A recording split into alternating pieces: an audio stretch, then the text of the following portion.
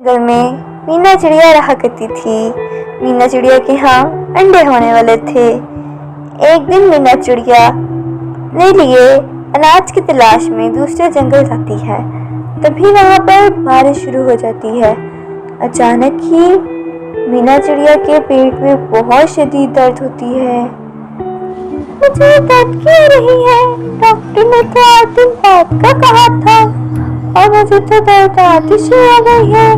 मैं तो इस बारिश के मौसम में अपने घर भी नहीं जा सकती। मेरा घर तो बहुत दूर है। अब मैं क्या करूँ? मुझे इसी जंगल में कोई घर ढूंढना होगा ताकि मैं वहाँ पे रह सकूँ और अपने अंडे ले सकूँ। तभी मीना चिड़िया इधर उधर घर ढूंढती है। तभी उसे दूर एक घर नजर आता है। उसके अंदर जाती है तो उस घर के अंदर कोई भी नहीं होता। मीना चिड़िया अपने वहां पर अंडे देती है। तभी वहां पर लूसी चिड़िया आती है और कहती है, ये मेरा घर है, तुम यहाँ क्या कर रही हो? तुम्हें नहीं पता तुम इसी घर में बजाने से आएगी? दरअसल मेरे अंडे होने वाले थे। बारिश का मौसम था।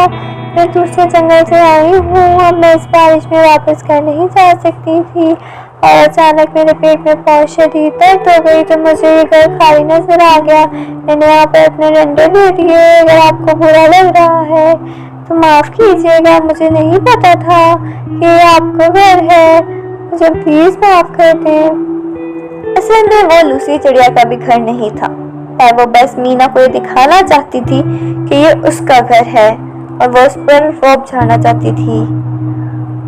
तो मैं जल्द से जल्द यहाँ से निकलो अपने अंडे उठाकर।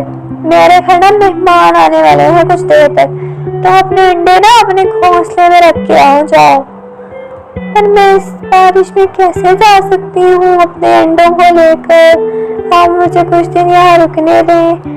नहीं, सिर्फ तुम्हें इतनी इजाजत है कि तुम एक अंडा छोड़ते है ना, फिर दोबारा आके ले जाना इसको। एक घंटा पहले उसके घोंसले में छोड़ो। इसके अलावा तुम यहाँ नहीं रह सकती। मेरे घर मेहमान आने वाले हैं और मुझे उनके लिए भी इंतजाम करने हैं। तुम निकलो यहाँ से। मीना चिड़िया अपना एक अंडा लेकर अपने घर की तरफ निकल पड़ती है। दूसरी चिड़िया घर के अंदर होती है। तभी वहां पर एक चील आता है।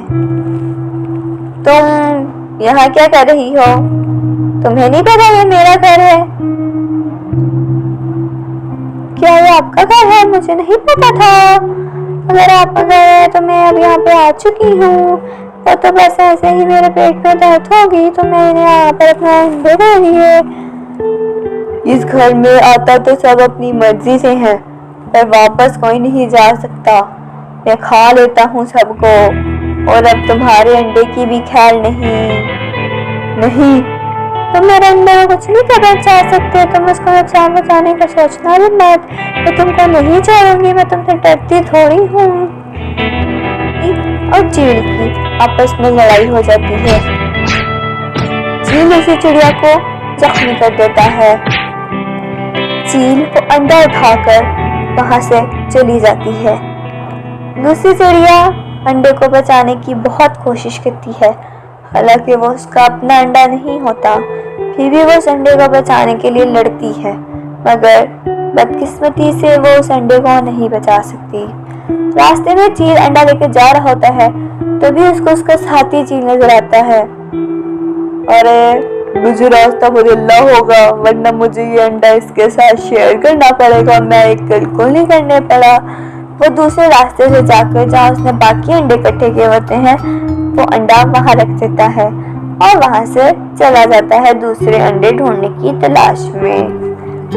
मीना एक अंडा अपने घोंसले में रखने के बाद वापिस उस घर में आती है।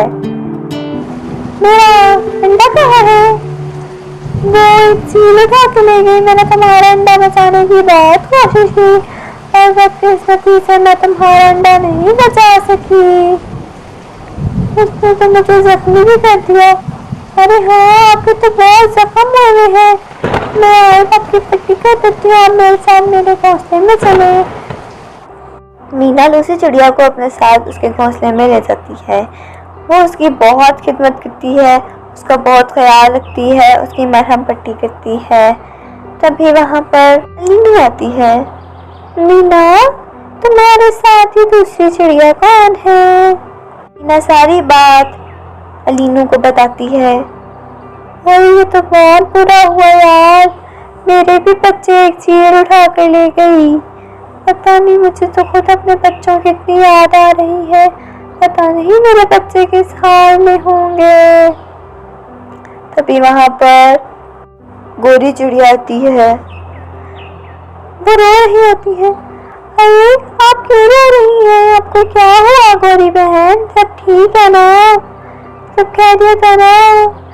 क्या बताऊं मीना यार, मेरे बच्चे उठा कर ले गया कोई। मेरा इतने साल पागल आदमी थी, मैं अपने बच्चों की तरह कैसे रहूंगी? कुछ करो ना। अच्छा, तो वो चील सबके बच्चे उठा के ले गया है। बहुत बुरा हुआ। और वो तो मेरा भी अंडा उठा कर ले गया। मुझे तो कुछ समझ नहीं आ रही हम क्या करें। तभी कालू कौवा उस जगह से गुजरता है जहाँ चील ने सब अंडे इकट्ठे करके रखे हुए होते हैं। बारिश की वजह से वो उस जगह रुक जाता है। अरे इतने ज्यादा अंडे, लगता है किसी चील ने किसी के अंडे चोरी किए हुए हैं। तभी वो एक अंडा उठाकर मीना चिड़िया के घर ले जाता है। मीना चिड़िया, तुम्हें ना एक बात बताऊं, मैंने एक जगह देखी जहाँ पर इतने सारे चिड़ियों के अंडे पड़े हुए थे। मुझे लगता है किसी चील ने वो अंडे इकट्ठे करके रखे हैं। क्या सच में कालू? हाँ हाँ मीना, आओ तुम मेरे साथ चलो, मैं तुम्हें दिखाता हूँ।